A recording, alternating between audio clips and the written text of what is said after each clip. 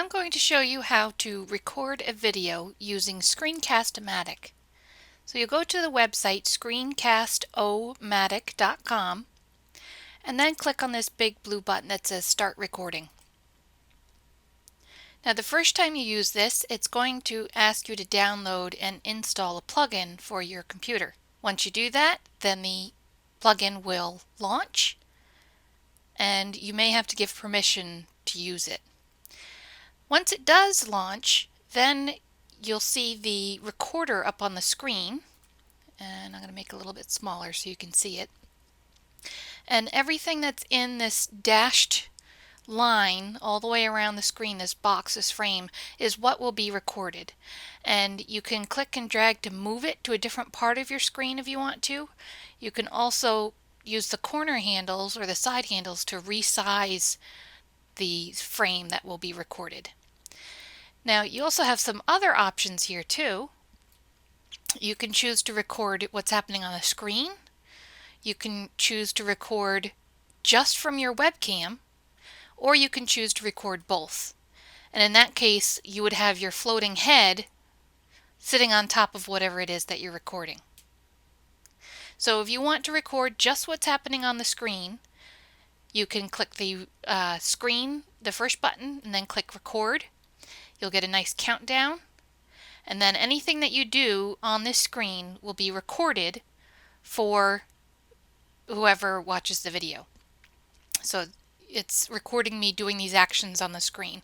One thing to note is that you don't want to move your mouse around too fast, because when I stop and play this back, I'm going to click the play button next to the record button here.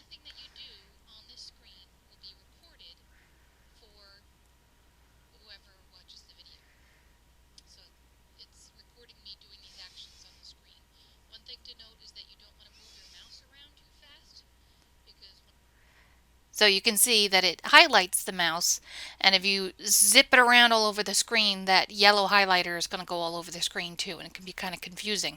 The other option you have for recording is to just record your webcam. So if you wanted to do a video for a welcome video for your students and just talk to them for a minute, you can set up your webcam and you can choose the webcam button here, and then you can click record. And then you get a countdown, and then smile at the camera and go, and welcome to this class. Then when you're done, you pause and you can click play to see a preview of it. And then I'll hit done. And again, I get a preview of it.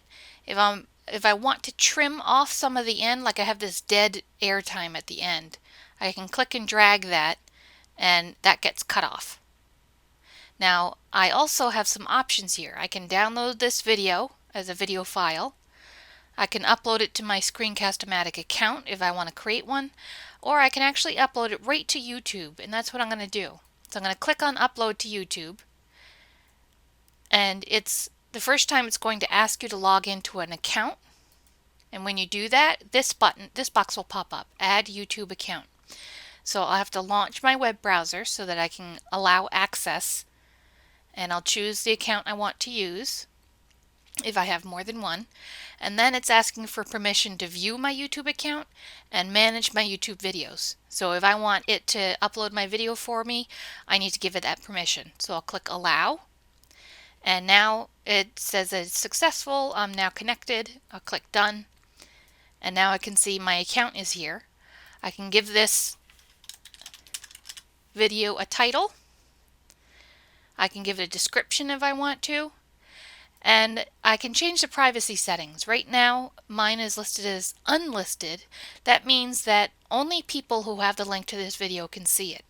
Meaning if I paste it into Blackboard, my students will be able to see it, but it's not going to show up in any search results, and it won't appear on my video channel page. It won't appear anywhere else online. So generally I recommend using unlisted. You could use public if you want it to appear elsewhere online. So you want to become the next Salmon Khan and have your own Khan Academy and have your videos go viral. You can do that by making your video public and by having pretty awesome videos.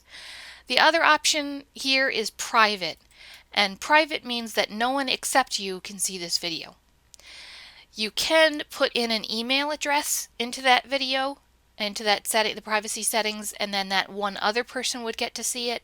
So if you had some work that you wanted to discuss with a student, you could do that, but you have to enter the email address in order for the student to be able to see that. So generally I suggest doing unlisted. And then when I'm done, I'll hit publish, and it'll take just a few minutes for it to get up to YouTube. And then I can open up that web page at YouTube.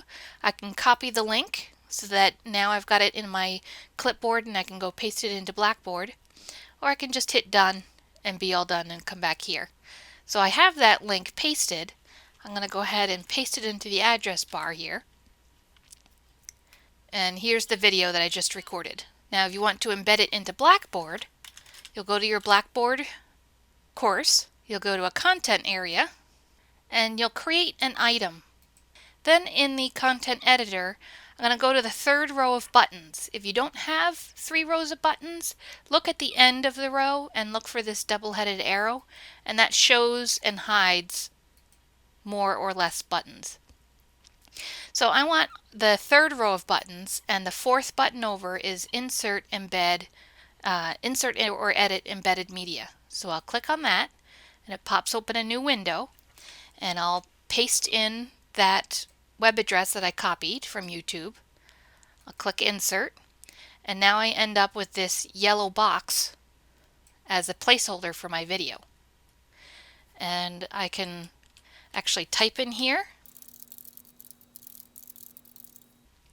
and then I'll click submit, and then I'll be able to see my video. And here is that video embedded right in Blackboard. So my students won't even have to go to YouTube.